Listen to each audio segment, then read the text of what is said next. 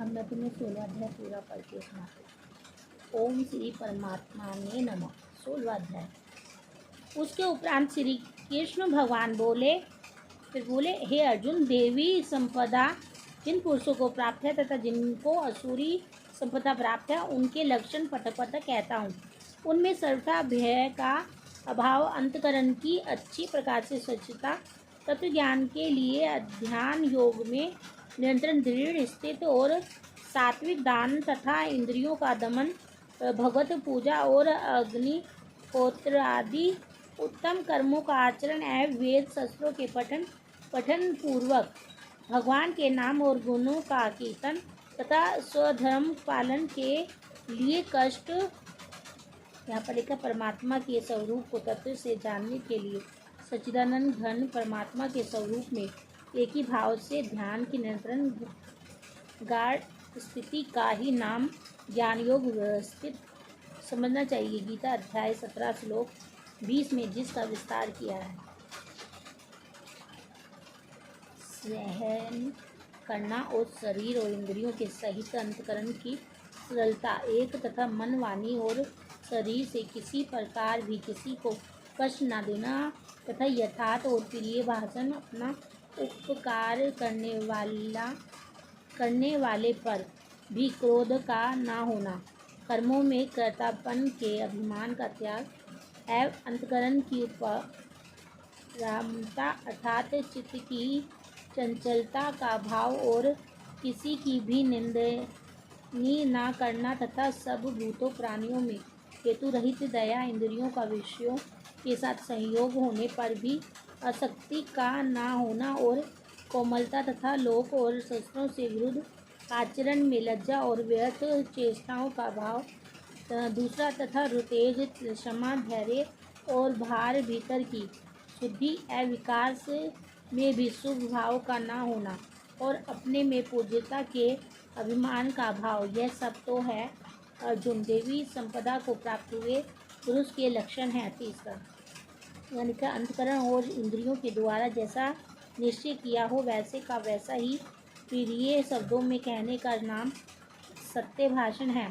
श्रेष्ठ पुरुषों को उस शक्ति का नाम तेज है कि जिसके प्रभाव से उसके सामने विषय, सत्य और नीच प्रकृति वाले मनुष्य विप्राय अन्य चरण से रुककर उनके कथानुसार श्रेष्ठ कर्मों में प्रवृत्त हो जाते हैं। शुद्धि एवं किसी में भी शत्रु भाव का न होना और अपने में पूज्यता के अभिमान का भाव, यह सब तो है अर्जुन देवी संपदा को प्राप्त हुए पुरुष के लक्षण हैं। तीसरा पात, पखंड, घमंड और अभिमान तथा क्रोध और कठोर वाणी एवं अज्ञान भी, यह सब असुरी संपदा को प्राप्त हुए पुरुष के लक्षण है। चौथा, उन दोनों प्रकार की संपदाओं में देवी संपदा तो मुक्ति के लिए और असुरी संपदा बंधन के लिए मानी गई है।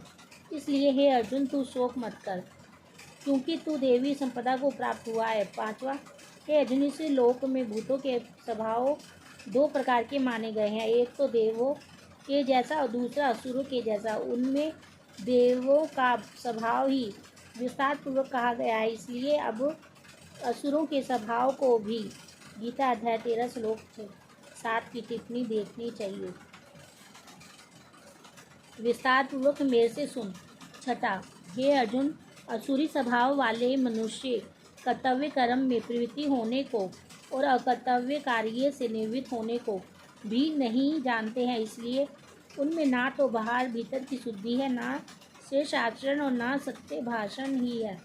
सातवां, वे असुरी प्रकृति वाले मनुष्य कहते हैं कि जगत आश्रय रहित और सरलता झूठा एवं बिना ईश्वर के अपने आप स्त्री पुरुष के सहयोग से उत्पन्न हुआ है, इसलिए केवल भोगों को भोगने के लिए ही है, इसके सिवा और क्या है। इस प्रकार इस मिथ्या ज्ञान को अवलंबन करके नष्ट हो गया है स्वभाव जिनका तथा मंद है बुद्धि जिनकी, ऐसे वे सबका उपकार करने वाले कुकर्मी मनुष्य केवल जगत का नाश करने के लिए ही उत्पन्न होते हैं। नौवां, वे मनुष्य दंभ मानकर और मंद से युक्त हुए किसी प्रकार भी न पूर्ण होने वाली कामनाओं का आसरा लेकर तथा अज्ञान से मिथ्या सिद्धांतों को ग्रहण करके भ्रष्ट आचरणों से युक्त हुए संसार में बढ़ते हैं। 10 वे मरण पर्यंत रहने वाली अनंत चिंताओं को आश्रय किए हुए और विषय भोगों के भोगने में तत्पर हुए है, इतना मात्र भी आनंद है, ऐसे मानने वाले हैं। 11वां, इसलिए आशा रूप सैकड़ों फांसियों से बंधे हुए और काम क्रोध के परायण हुए विषय भोगों की पूर्ति के लिए अन्य पूर्व धनादिक पुरुष से पदार्थों को संग्रह करने की चेष्टा करते हैं। 12वां, उन पुरुषों के विचार इस प्रकार के होते हैं कि मैंने आज यह तो पाया है और इस मनोरथ को प्राप्त होऊंगा, तथा मेरे पास यह इतना धन है और फिर भी यह होवेगा। 13वां, वह शत्रु मेरे द्वारा मारा गया और दूसरे शत्रुओं को भी मैं मारूंगा, तथा मैं ईश्वर और ऐश्वर्य को भोगने वाला हूँ और मैं सब सिद्धियों से युक्त एवं बलवान और सुखी हूँ। 14वां, मैं बड़ा धनवान और बड़े कुटुंब वाला हूँ, मेरे समान दूसरा कौन है। मैं यज्ञ करूँगा, दान दूंगा, हर्ष को प्राप्त होऊंगा, इस प्रकार के अज्ञान से मोहित है। 15वां, इसलिए वे अनेक प्रकार से भ्रमित हुए चित्त वाले अज्ञानी जन मोह रूप जाल में फंसे हुए विषय भोग में अत्यंत असक्त एवं महान अपवित्र नरक में गिरते हैं। 16वां, वे अपने आप को ही श्रेष्ठ मानने वाले घमंडी पुरुष धन और मान के मद से युक्त एवं विशेष विधि से रहित केवल नाम मात्र के यज्ञों द्वारा पखंड से वे यजन करते हैं।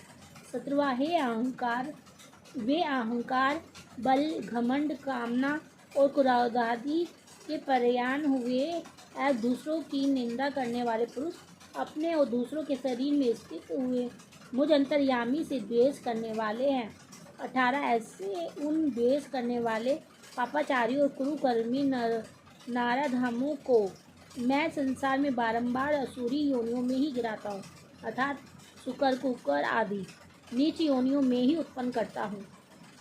19, इसलिए हे अर्जुन, वे मूल पुरुष जन्म जन्म में असुरी योनियों को प्राप्त हुए मेरे को ना प्राप्त होकर उससे भी अति नीच गति को ही प्राप्त होते हैं, अर्थात घोर नरकों में पड़ते हैं। 20, हे अर्जुन, काम क्रोध तथा लोभ यह 3 प्रकार के नरकों के द्वार आत्मा का नाश करने वाले हैं, अर्थात उद्योग गति में ले जाने वाले हैं। इससे इन तीनों को त्याग देना चाहिए। 21, क्योंकि हे अर्जुन, इन तीनों नरक के द्वारों से मुक्त हुआ, अर्थात काम क्रोध और लोभादि विकारों से छूटा हुआ पुरुष अपने कल्याण का आचरण करता है, इससे वह पूर्ण गति को जाता है, अर्थात मेरे को प्राप्त होता है। 22, जो पुरुष शस्त्र की विधि को त्याग कर सब अनर्थ के मूल और नरक की प्राप्ति में हेतु होने से यहाँ काम क्रोध और लोभ को नरक का द्वार कहा है, अपने उद्धार के लिए भगवत अज्ञानुसार बरतना ही अपने कल्याण का आचरण करना है।